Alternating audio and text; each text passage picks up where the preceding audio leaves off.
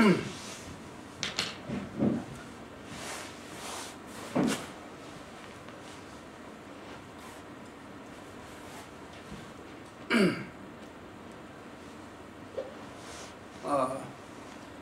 very happy to be here, and now this group is a mixture of new and old friends, and then the teaching which I supposed to give teaching. The topic is three principal aspects of the heart, or three principal teachings of the Buddha. And in the beginning I thought, okay, this time I might focus on one of these, and then of course I give to explain all the three, but I thought of focusing on one aspect. But then now we have many new faces, so I think I have to be a little bit like I explain all the three more on an equal level. And then I think the most important thing today is that how these three are interconnected. I think that is will be time to time, okay, I'm going back to this. Please don't think that I'm repeating again and again. Don't think in this way, because now these three, whether you say renunciation or whether you say the determination to be free from samsara, the renunciation or determination to be free from samsara. So these are two sort of terms which is used. In Tibetan we say Ngenjung Samba, okay, Ngenjung Samba. I think the determination is a little bit long, but otherwise this is much better. Determination to be free from samsara, or determination to be free from suffering and sources of suffering. Whatever you say, okay. Renunciation can be, there can be some misunderstanding also, because renunciation, the words renunciation is not grown up in Tibetan Buddhism. I think this is used in another religion. So because of this, my friend in the United States always try to ask this question, okay, so what does this mean? And from our Christian perspective, and the meaning is this, and now from the Buddhist perspective, what is the meaning of, exact meaning of this? And so he is always like so careful with, even as a one term, what meaning does it carry? So in this way, it is a little bit long, you see, determination, okay, to have a wish or have a full determination to achieve, you can say nirvana, okay, full determination to achieve nirvana, or full determination to be free from samsara, or free from suffering and source of suffering. These are almost same, you see, same, okay. So maybe I will use this term better in this term, because this text used the determination to be free from samsara or sources of samsara. Okay, so because of this, I think I will use this term instead of course renunciation is easier, renunciation. Okay, but then you have to understand. Okay, even if I use renunciation, you have to understand. Okay, this meaning of renunciation. And then also renunciation has quite a negative sort of this perception, negative perception. Okay, the renunciation in Tibetan Buddhism is not negative, you see. It is a really strong technique or method or a skill or training to make everything more calm and happy. Okay, it is not a renunciation means. I don't have to move. No, if I see something nice, oh no, I have to hide. No, not like this. Okay. So renunciation can be. So we will try. Okay. And and then bodhicitta. The second one is bodhicitta, and bodhicitta. Yes, bodhicitta is Sanskrit word. And now this is translated as, of course we can use just bodhicitta directly. And now just latest sort of translation is enlightened mind. Okay, enlightened mind. I feel this is very good. But then there's a little chances of making misunderstanding. Why? Because enlightened mind means the mind which is enlightened, and that is not the meaning. Enlightened mind. You can take in this way. Okay, enlightened mind means the mind which is already enlightened. Then this is not the meaning of bodhicitta. Okay. Here the enlightened mind means the mind which is totally aiming to achieve the enlightened mind. And that is the translation from Tibetan, enlightened mind. In Tibetan we say Changchuk Sem. Changchuk is enlightened or Buddhahood. Sem is to wish. A mind which is totally wishing to achieve enlightenment. Okay. And that mind is called enlightened mind. It is not the mind which is already enlightened. Do you get the point? Now, the mind which is totally aiming, okay, to achieve Buddhahood for the sake of all sentient beings. And that mind is called enlightened mind because its main focus or aim or goal is to achieve enlightenment. Because of this, this mind is called enlightenment. Enlightened mind, okay. So latest translation is this. Maybe most of the translators now they are started coming back to the Tibetan text. Instead of taking some text from the other sort of term, they are now started coming back to the Tibetan text, and then coming back like Sanskrit often used. And now these days, in many books they use this Tibetan terms. And for example, so,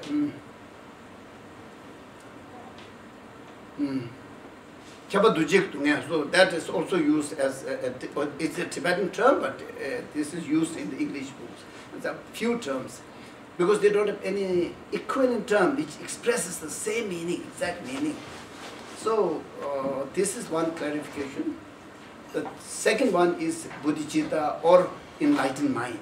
Okay, when I use enlightened mind, please don't understand that there is a mind which is already enlightened. Don't understand in this way.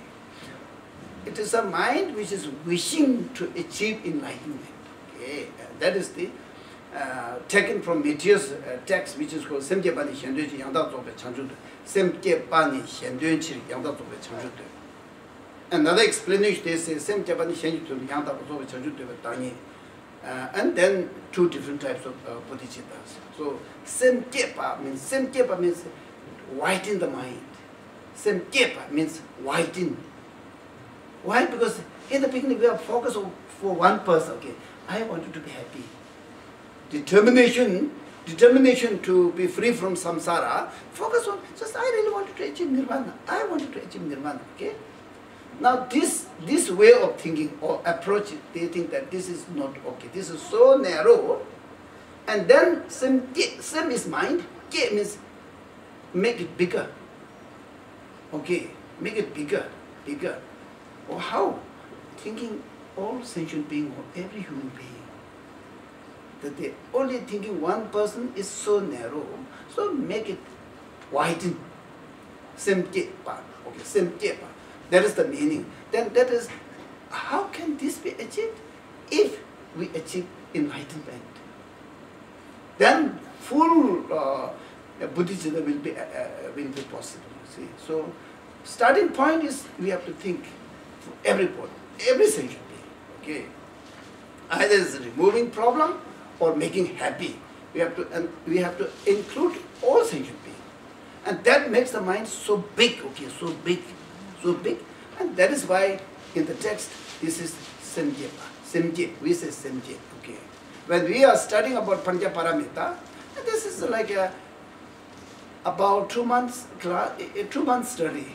So this class is called Semje. Semje Zinda means bodhicitta class. Bodhicitta class. And then we have to memorize all the related texts, and we have to debate and then try to get the essence or the meaning of the bodhicitta and how to cultivate and what is the goal and what are the factors which makes the bodhicitta to grow very difficult or to support. And so all these aspects we debate about 2 months, I think 2 months. That within these 2 months, the whole class is called Semje Zinda, means the class of bodhicitta. And then many people tease. Many people tease. Because bodhicitta is the best mind, okay, best mind. Best mind. Because of this, they are all, which class you are in? We are in bodhicitta class. Oh, then your mind must be very good. So I can take your belongings. So because bodhicitta gives everything. Okay, so we do a lot of jobs, you see, practical jobs, and yes, it is it creates some sort of atmosphere by debating, studying. Everyone, all the classmates are people like calm or some like more concerned for others. Like it has its own energy or weight. So now this is about bodhicitta or enlightened mind. Now I'm defining all the three terms, and then slowly we will go to the explanation. Yeah. Now last one is wisdom. Okay, wisdom, and then there are many wisdom. Okay, there are many wisdom, and here. Conventional wisdom is also can be explained, but I think when I received teaching from historian Dalai Lama of the three principle teaching based on Tsongkhapa's text, he explained I think both the aspects. But when Tsongkhapa explains, I think he almost like he's focusing on the ultimate wisdom. Okay, ultimate wisdom, which is a wisdom cultivated or generated or developed by having a profound understanding of ultimate truth, okay, which now these days is emptiness. They say emptiness, okay? And again, the emptiness should not be misunderstood, you see. Emptiness can be like, say, like if there's an empty bottle, inside the empty bottle there's an emptiness. But this is not the meaning of the emptiness, you see. This is not the meaning of emptiness. This place also has emptiness because there's no one sitting here. Everyone is so afraid of me, so there's emptiness. Okay. This is not the emptiness what we are explaining. So the emptiness is the object to be understood, okay, to be understood, and that emptiness has to be ultimate truth. Ultimate truth, okay, ultimate truth. And Buddha, when he was alive, he found a truth, okay, that he named as the ultimate truth. And if we really try in the same way Buddha tried, we will find the same answer, okay. There will be no different answer. There's a Western emptiness and Eastern emptiness. There will be nothing like this, okay. If there's something like Western emptiness or ultimate truth, which is not agreed by the Eastern people, and the Eastern emptiness not agreed by the Western, then in between them there's some problem, you see. Either this is wrong or this is wrong, or both wrong. If they really understand the ultimate truth, then there will be no difference, you see. My ultimate truth and your ultimate truth will be, it has to be same. Otherwise it can't be ultimate truth. So now this is the area where scientists are searching ultimate truth. Of course, now Buddhists we say, okay, now we just, our ultimate truth is this, okay? And the scientists, please scientists, whether you agree or not, our ultimate truth is this. But of course, it needs a very good person who will explain everything nicely to the scientists. Scientists are not biased, you see. They are really searching. And if they find evidence, they will say, okay, this is correct. But they are not biased. If they don't find, no, I don't know, we didn't find. They will say like this. So now this is a big discussion or very interesting topic. Whether in front of the scientists, whether Buddhists will fail or Buddhists will succeed. It's almost like this, okay. Why? Because this is now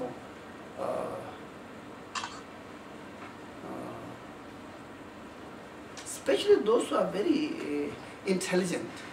Now they are just trying to find what is this, okay, what is this?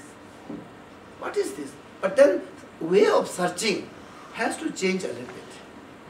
Because if they are just searching something, that there must be something solid there, and if they go on searching, then they will not find. They have to be very relaxed, you see. They have to be really relaxed, and they have to be very neutral. Okay? And then even if it is true, they have the space to agree. If it is not true, even if it's a long research result of myself, I have to say, okay, this is wrong. So I have to be, really have to be very, very neutral and very wise, and need a lot of space to dialogue, search, analyze. Okay, so in this way, here the wisdom is built or generated by understanding the ultimate truth. Okay, the wisdom which is based on ultimate truth. Okay, so these three are called three principal aspects of Buddha's teaching, or three principal aspects of the path to enlightenment. Path to enlightenment. Okay, and then there are few sort of explanation needed. But then, of course, when we text, when I read, I'm not going to read all the text. Okay, I'm very poor in reading. And then you may think that, oh, now this teacher is hopeless, so I don't want to show my dark side, so I want to be very nice, you see. But I will try to touch all the central sort of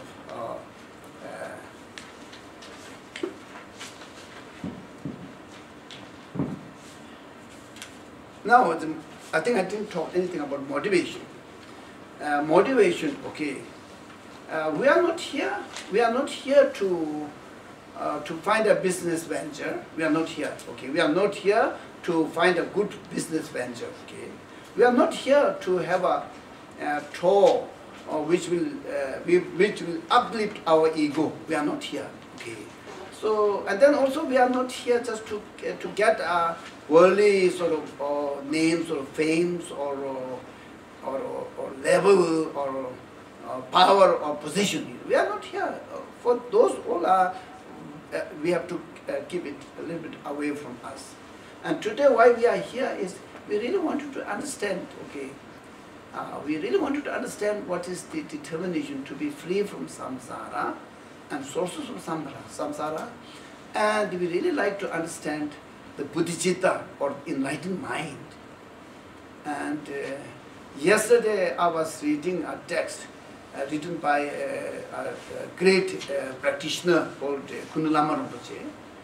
And then this text was translated by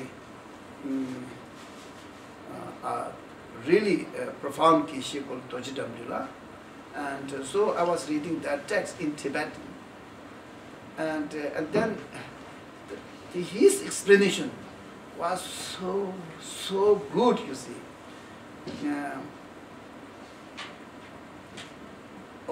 I don't know. It is very difficult to tell in English, you see. And he says that I will talk afterwards. So motivation has to be like we really wanted to learn this determination to be free from samsara and source of samsara, and also we really wanted to try to understand the bodhicitta or enlightened mind.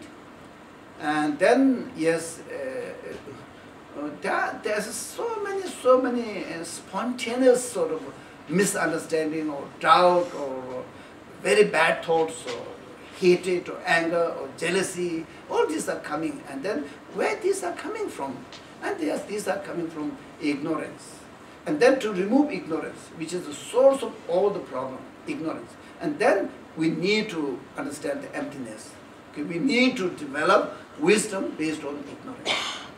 Until unless we don't understand the ultimate reality or ultimate truth of any sort of phenomena, we are bound to make mistakes. We are bound to confuse. We are bound to misunderstand. Okay, so once we understand the reality or ultimate truth, and then our mind becomes clear. You see, clear. And through these practices, then the ignorance can be slowly minimized and then removed.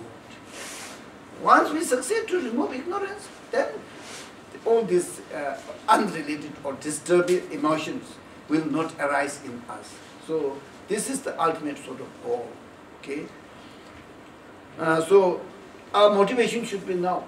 We really wanted to understand these three. Okay, which is the key in Buddhism. Really, real key. Okay. And there are some other teachings like tantric teachings, which are very high teaching. Among the tantric, there are 4 classes, okay, 4 schools or 4 classes, okay. And then even the highest tantric practices, without experience of renunciation or determination to be free from samsara, without having the practice of enlightened mind, without having a good understanding, deep understanding of emptiness, there's no way you can practice tantric practices. There's no way, okay. All the doors are closed. Doors are closed, okay. If you really wanted to practice profound tantric practice, and you really wanted to reach very fast, okay, to the enlightenment or Buddhahood, and these are the foundation. Okay, these are the foundation. These 3 are the foundation. And then having this profound practice, not just understanding, okay, having profound practice, and then only if you receive some tantric teachings, or if you receive some initiations or empowerment or like this, and then that empowerment or initiation will make much meaning, you see, much meaning. Otherwise, it can cause a lot of problem.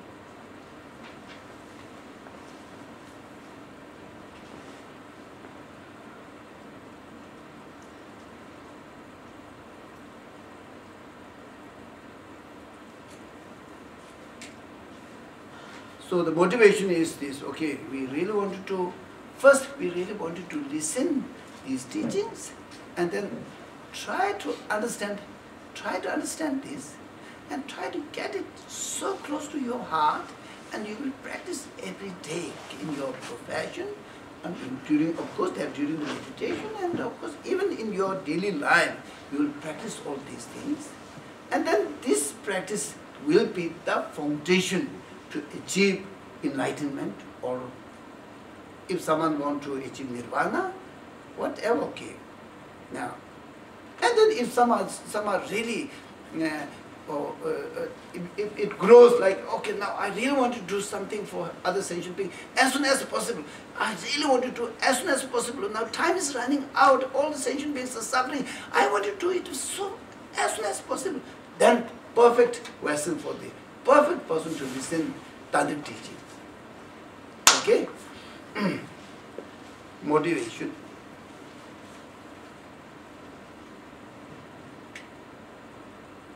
And then also a little bit of reflection about your life. You just try to reflect, okay. Now we are all grown up. Of course I can say I'm old, but most of you are very young. But still I think most of you are above like 20 or like this, okay. So you have to reflect back that you are well educated and you had many chances. And so now, what you have been doing up to now, okay, do you feel totally convinced or totally satisfied, or do you feel a little bit, okay, yes, I did some good things, but there was something which was missing. I really wanted to search. Or, so, okay, now I really wasted a very good part of my life, which was full of energy, full of potential, but I didn't use it properly. So I have so much of regret that I didn't use my 30 years or 40 years or 20 years. Just it went out of my hand. So now I don't know how much still I can be alive.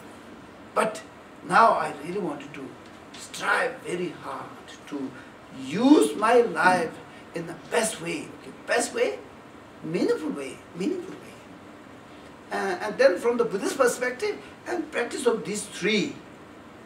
Okay. And then also you can aim or practice of some tantric practice also. You can aim. And these are the most meaningful things we can do in our life. most meaningful, okay, most meaningful in your life to everybody. These are the most meaningful things. So then you have to plan, okay, by reflecting, okay, I wasted a certain part of my important life. In my life also, I've been studying a lot, you see. Of course, during the studies, yes, we do think, and of course it leads us to do proper practice. And then after that, I become teacher, okay, in a school. I become a teacher. And then I was in administration. And then I spent about 17 years in that school as a teacher, as an administrator, and 17 years, okay. And when I think of these 17 years, which was really the best part of my life, yeah, when I think, okay, what did I do? Or did I do a lot of meditation? Or did I succeed to cultivate my mind into bodhicitta? Or did I succeed to develop very strong, wise wisdom? So if I count everything, and then on the other side, yes, and then, of course, I didn't succeed all these things. But then, what did you do, Bema? Okay. If I ask myself, oh, what did you do, Bema? Okay, then I have to really think very carefully, okay. Of course, I can say I was not very bad with the orphan children. I was not very bad with the displaced children, Tibetan refugee children. And I was not bad with the really completely orphan children who had just left, okay, just left there. And I was not very bad with the children who have so much sort of mental needs, okay, mental problem needs. I did quite a lot, you see. It is okay, not 100% satisfied, but not totally failure. Okay, not totally failure, but I would have done much better, you see. To being nice to these children, on top of this, I would have cultivated determination to be free from samsara, and also bodhicitta, and so on, you see. Of course, this is like what I'm asking question, okay. Oh, 65 years, okay. Oh, I ate so much food, you see, like mountain. I drank so many, I take a lot of tea, you see. These days, I'm just go in the morning, I quietly go to the kitchen, and just to see, okay, which cup is the biggest? Oh, there is the biggest cup. I'm short, okay, so to reach there. so in this way, I drink a lot of tea. I think it must have been like almost like a lake. Yes. And then I wear clothes. I use so much, you see, so much. And then for 65 years, I have been using all these things. And then, so now, what did I do to compensate? Okay, I have been very expensive person. Millions of shekels spent for my life. So then I have to be a little bit useful, you see. Otherwise, I'm almost like a garbage.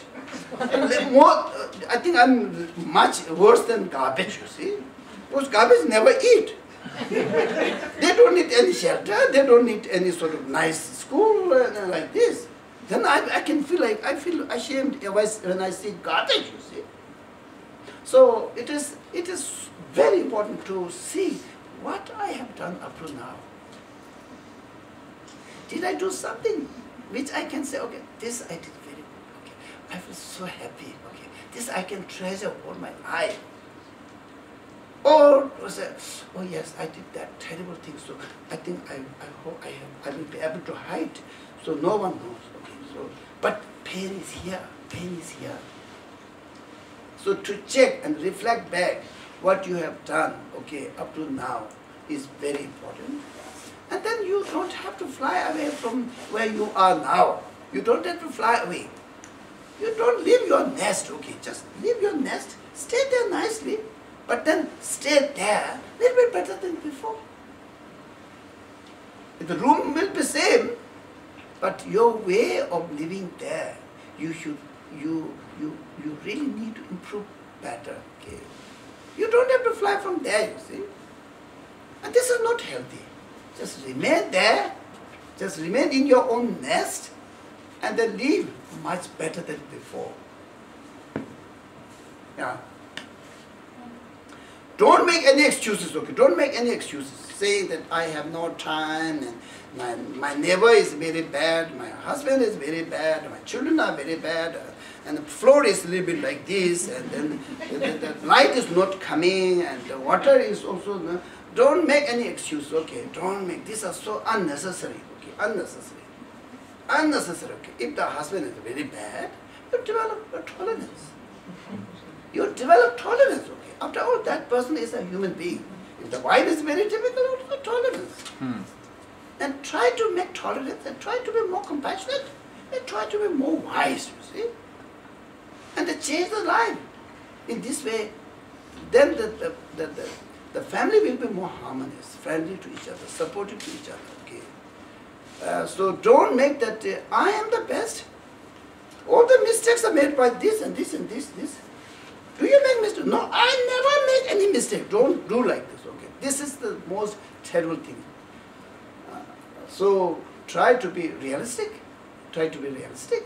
Based on these three principles of teaching, try to be more realistic.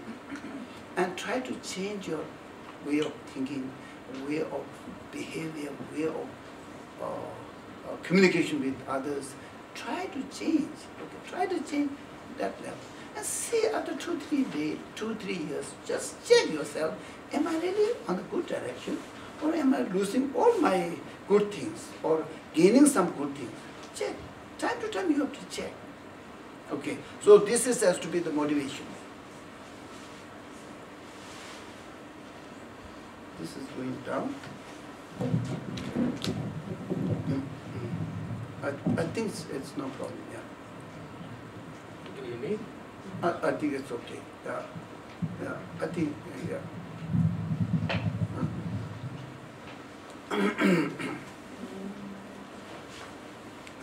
Your hand is very strong to break.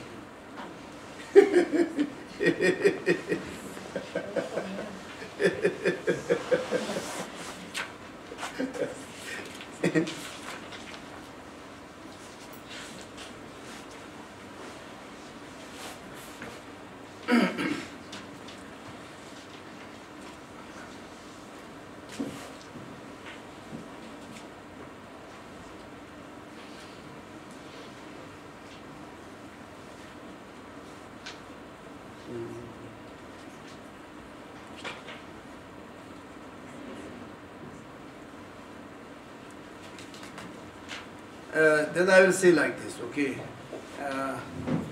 Relate with the teaching of three aspects of Buddha's teaching. And I think I received this text which is written by Tsongkhapa. I think I remember about 3 times from his Dalai Lama. 3 times from his Dalai Lama. And one which was also, I think, quite rare, you see, which I received from a teacher called Kenrinzi Tempa, old monk. When I received this teaching, he was 81 years old. And he was 80 years old. And then he passed away at the age of 81. And of course, partly I told the story at the retreat in Nisana.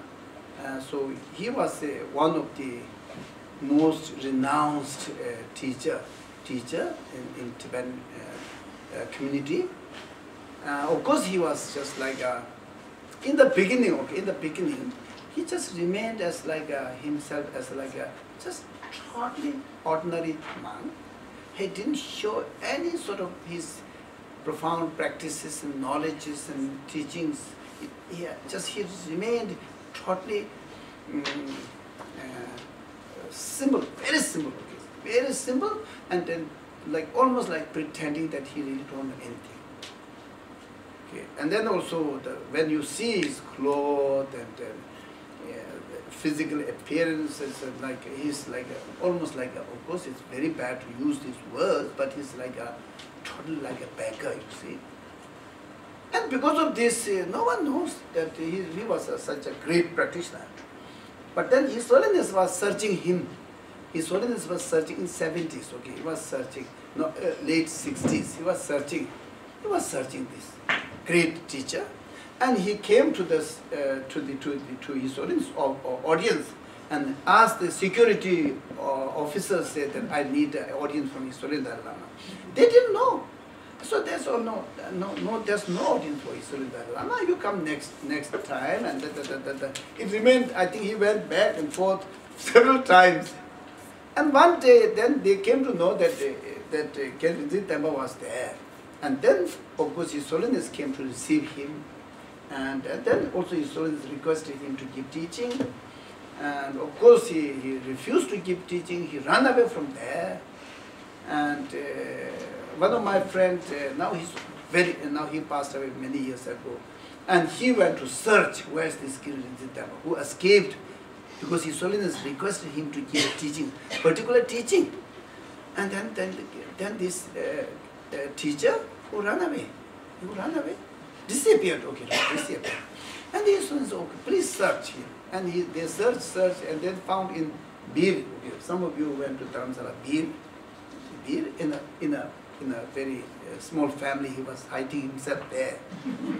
And then they came and said, oh, please, His Holiness asked you to come.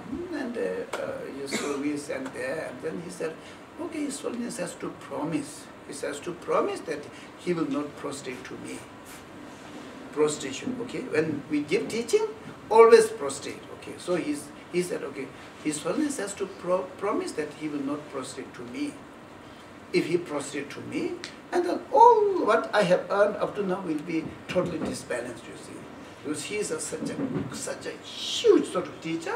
He says, I'm just only a tiny, small man, so I don't have so much. So he has to promise. And then he gave teaching. Okay, he gave teaching, he gave, I think, few teachings, and very difficult teachings. So this great teacher, who has been in Dharamsala for many years, but unluckily, you see, I couldn't receive any teaching from him. I think not so many people. And then it was in Bodh Gaya, where Buddha achieved enlightenment. So then I was there, and I was with my philosophy teacher. And then because of Bodh Gaya, I think this stupa is so energetic and so powerful. Okay. And then they started having some sort of motivation that I really wanted to practice something. Okay, I was practicing something, but then another something. Okay, I hope you will understand. So, and then I was receiving teaching from His Holiness, the senior tutor, about 18 days. Something about the thought transforming, and then little later about some tantric teachings. Okay, 9 days and. Empowerment of this. But then, of course, I felt that this is so important. This is so important. Oh, yes, more intensive. Okay, in my mind it was more intensive. And then I requested him. And in the beginning he said, oh, you are with this teacher, Kenisit Tudu is a very good teacher. You are with him, so you receive from him. He is much better than me, so you receive from him. And I said, okay, I also will receive from him, but I also will need to receive from you also. Then he said, okay, don't call so many people, okay, don't call, you just come yourself alone. You just come alone, okay, alone. And then, okay, you come, next day you come 9 o'clock. He's very punctual, okay. But on the way I met a Tibetan doctor who was a monk. On the way, he said, where are you going? I said, I'm going to receive a teaching. I can't tell lie. I'm going to receive teaching. From where? I said, I'm from Kenisit. Wow. Oh, I wanted to come with you. Oh, I wanted to come with you. And I said, I don't know. He asked me to come alone, but you can take permission from him. You just go and ask him. If he agrees, I'm very happy. He said, okay, just okay. Okay, sit down. So, and he gave teaching, okay. The teaching started 9 o'clock, exactly 9 o'clock. It finished exactly 12 o'clock. exactly travel mode. But he closed his eye like this, and like almost like a playing a CD, you see, or DVD.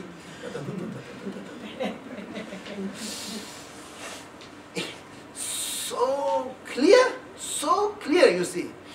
And it was so clear, and then it was very, very profound, you see. And then that teaching was one of the, you see, because we can't compare, you see, left a huge impact because he has been practicing this all his life and totally renounced. And especially some sort of like a unique instructions, okay, unique advice he gives when it comes to the conclusion. And then these conclusions are like a big conclusion. It's not like a small conclusion, it's like a big conclusion based on his experiences. It was really lucky. And then when he was 81, then he passed away. Of course, quietly, many people might have received teaching, but in the public, no. I think if you ask him sit here, I think he will not sit. Definitely, he will not sit. He has a completely different way of approaching the disciples. You see. Oh yeah. Then I feel a little bit ashamed of sitting here in front of you.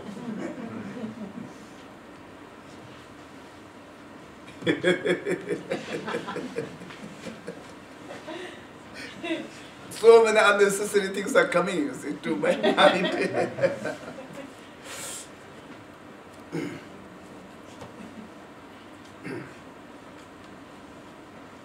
Renunciation. Now I'm reading the text of the renunciation. Now this story, why I told you that I received almost like three teachings from his own Dalai Lama based on the Tsongkhapa's text, which is three principal teaching.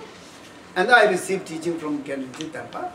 And of course I also received teaching from Kenisit Tunduk. So these teachers were my teachers. And so in this way, there is a lineage, okay, there is a lineage, okay, there is a lineage.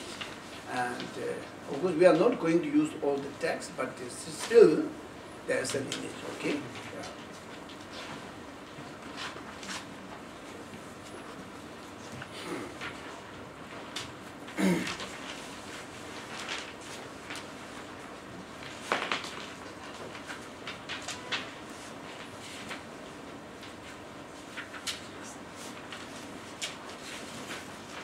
I think I am reading the third one.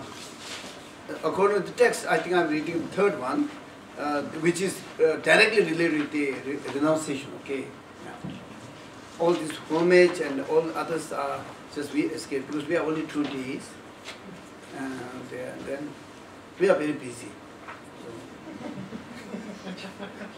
So.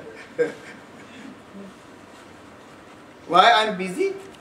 Because I have to go to Arawa to enjoy.